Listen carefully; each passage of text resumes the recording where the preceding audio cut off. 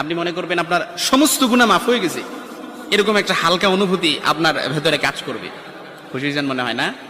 এজন্য আমরা যদি ছোট্ট এই দোয়াটি পড়ে আজ রাতেই ঘুমাতে পারি, সকালে উঠে ফলাফল দেখবো ইনশাআল্লাহুল আজিজ।